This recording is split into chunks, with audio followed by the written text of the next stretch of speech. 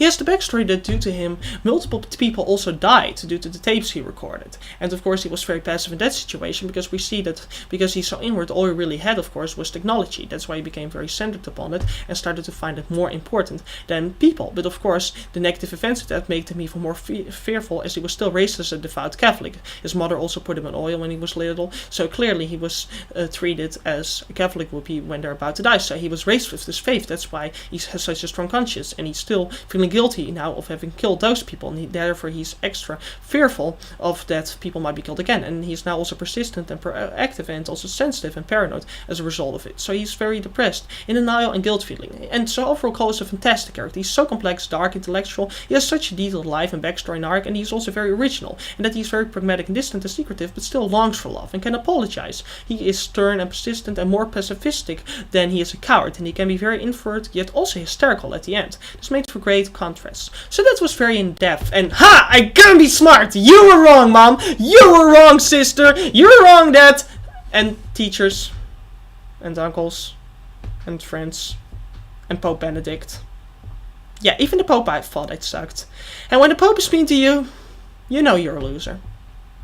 I mean, haha, that was a funny comedic routine, you know, ironic, self-loathing, like, ask that guy, you know, because I like to make self-loathing jokes, because I mean, it's the main joke I make, it's the best thing I can come up with, because, I just think it's the best form of comedy. If you look at it objectively, making fun of yourself creates a more awkward situation, and it allows for more overacting and underacting. Not that I'm good at that, or that my jokes are that clever, or versatile, but the point is... So, indeed, Digimon was better, because in Digimon the villains were actually menacing, and the conflict was actually meaningful. It actually builds. They managed to save the digital world, and in Season 2, they can go back and forth between the two worlds. They've managed to return home, and they're now training a new generation of Digidestins. You know, that just made for an all-around better story. Digimon, Digital... Also, his arc is smart and detailed. He's caring and moralistic, yet greedy and pragmatic. He's in denial over his guilt in people's deaths, distant and secretive. He tries to spy on people without getting involved. In the darker sides of it, and his longing for love, yet doesn't want to be vulnerable and is secretive. But he discovers he cannot hide from anyone when he sees the people who got into his apartment, and becomes cold in his relationships, and more annoyed and blunt, and shuts himself off. When he sees that Meredith keeps nagging him about his life, and he cannot share it with her, and she then becomes even more nagging and says that she isn't going to wait for him anymore, and he sees people cannot accept his flaws, because the people around him are not acceptive and nice enough. So he becomes extra secretive and paranoid, and he then sees the dangers of his work, as he sees how dangerous the direct he's delivering the tapes to is, as they immediately want to grab them from him, and he already heard that it was involving murder. And he then becomes more caring, yet feels guilty, because he knows that these tapes are dangerous, so he wants to hide from them, and he sees he's being stalked, and then he becomes more fearful, especially when he's in the elevator with the couple he's spied upon, and he starts to feel more guilty, and then tries to improve his relationships.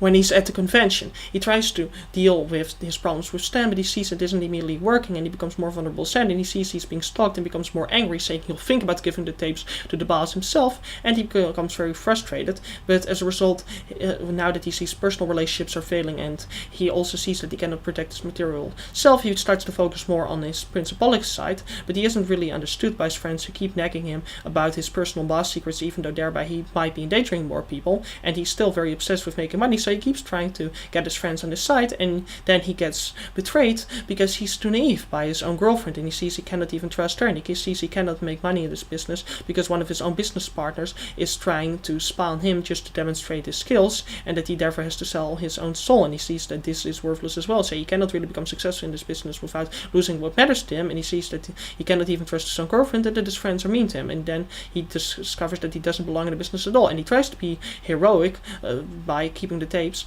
but it turns out they were stolen, and he's too scared to really confront the boss on it, and now he becomes even more worried. Now he sees how his reaction is, so he decides that he wants to spy on them, but he discovers that he cannot really be safe in this world because he cannot do anything about the murder, and he's way too passive, and he sees that the murder still takes place, and that he now once again has blood on his hands, and that he didn't even properly understand it, and is totally overwhelmed and shocked, and even becomes hysterical. And he doesn't have the right people to support him in this business. Everyone just wants to betray him. And so he sees all his money become meaningless. Yet, when he tried to throw it away, he saw he couldn't because he's still very greedy. And now he sees that he cannot even flee this business because he's too passive and now they're spying on him. So you see how he tries to be a better person, yet isn't fit to deal with the people and situations of his profession. Yet he doesn't leave it and he's left angry, hopeless, empty, guilt-ridden and lonely. He starts with being technical-centered and all he wants to is to make money with his work. Yet he sees that a friend can just call him and get into his house. So slowly his world deteriorates and he becomes even more obsessed overall.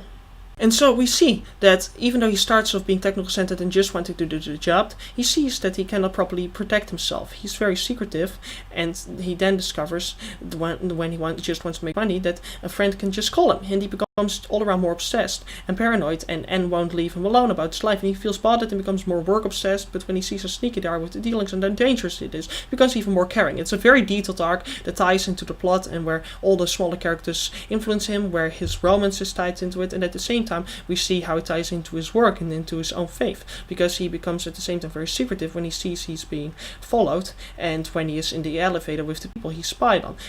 Then he becomes even more annoyed towards Stan, because he sees that he will not leave him alone either. He sees that all the people in his business are not very understanding of his need to be secretive or professional, and that they're very bossy, overruling, and that they don't even respect his religion, and that they hurt his feelings, and this makes him even more stressed. He becomes more obsessed with the tapes and becomes more pondering and overwhelmed, and then he becomes even more zealously religious as he visits the church and does a confession, but he becomes in denial over his responsibility for it, and he realizes the people are in danger, and he becomes protective and hard-working, yet remains indecisive and neglected to destroy the tapes. And he becomes frustrated and angry when he's being followed, and then hurt when Stan has left him, and then apologetic, trying to win him back, and he still fails, mostly because Stan is still way too self-indulgent, and therefore he becomes even more hurt, and he becomes more needy, wanting Anne's love, and more regretful when his friends remind him of the deaths he caused, and lonely when they press him into partnering. When they spy on him, he feels even more angry, and he becomes restless over the tapes, has nightmares, where he meets a guy with glasses who fulfills all of his sexual desires and then grows claws. And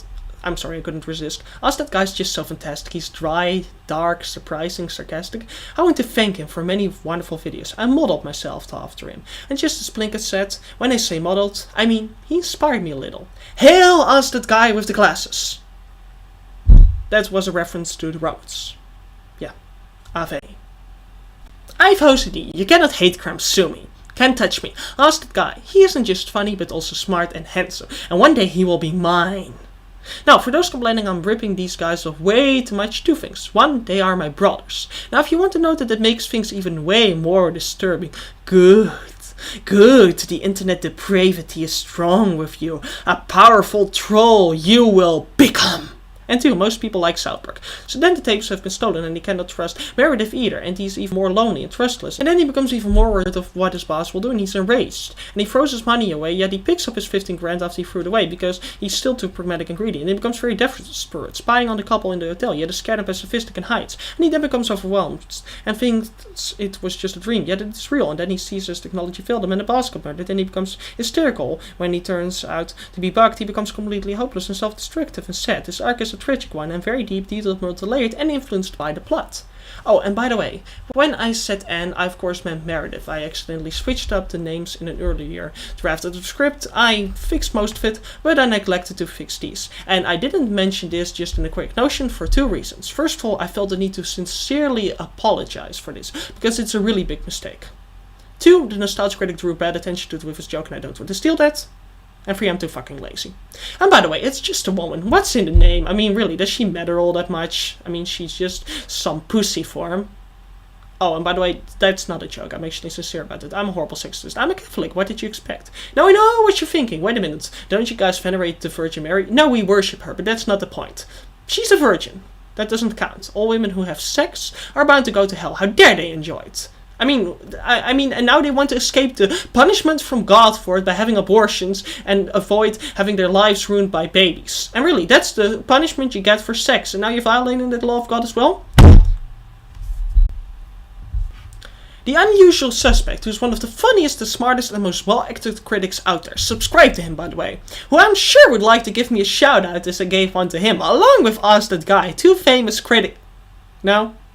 Okay, you guys suck hard. Remarked in a scrappy Home Alone review that it was impressive how Macaulay Culkin alone carried most of Home Alone well. Similarly, this film is mainly centered on just one character and the struggle, and he might be played by an adult veteran actor Gene Hackman, but he's still unheroic, serious, and humorless, yet he's immensely interesting, and his character is subtle, tragic, very three-dimensional, constantly changing, original, and we know so much of his backstory in life. It's just all-around fantastic character development with Call alone, but as I mentioned, isn't the only well-developed character in this film. He carries most of it, but there are two other very strong, deep characters in it as well that make it even stronger. Meredith is a really complex character as well. She's very sweet-talking and whiny and disloyal and manipulative and critical and uncertain and angry, yet often relaxed and curious, also playful, nagging, jokey and outspoken. And she has the backstory that she slept with a boss to get promoted, yet that boss became bankrupt, causing her to become broke and lose her job. And this made for a very interesting piece of interpretation when it comes to her stealing the tapes. She probably knew their value and needed money and got extra money for giving them to the director, yet she did care for Cole and wanted him to relax, so she could have done it to relieve him of the burden. So this made for a very nice double-layered motivation, but also smart hints given to allow us to decide what interpretation we have. She made it clear she was frustrated by him and never asked him to give up the tapes, so she was very probably greedy, otherwise she would just have convinced him to give up the tapes. Also, romance with Cole is great. They are both calm a lot and enjoy chatting about business, and are generous and supportive to each other, yet Cole is too possessive and secretive and she's too demanding and greedy. But her playfulness contrasts with his somberness, which actually seems to cheer him up. Which is different from me. I mean, really, I'm kind of a brooding guy. I mean, sure, I enjoy the hell out of raping and murdering people. I should not have said that again, because I think that this evidence is piling up. But I am generally kind of depressed because there's so many people hating on great movies. And I'm not really into a girlfriend that's trying to cheer me up. She's constantly like, oh, just have fun. Don't focus on hatred. Instead, focus on love. Turn the other cheek. Seriously, where does she get that fucking nonsense? Where did they even meet her? I mean, I can remember that it was when there was this choir singing or something, but I was very glad to divorce her. Now, I know what you're thinking. Isn't that not allowed within your church? It is when your marriage is annulled, which can be justified on a couple of grounds. One of them is that your wife committed suicide. Now I know what you're thinking. Okay, this is getting really close to a Red Letter Media ripoff. No, it's not, because she actually killed herself. It's not like I faked her death. No, I just drove her so insane that she killed herself. Red Letter Media cannot top that now, can he? No, because he's actually incredibly bad at what he's doing. He failed me for the last time.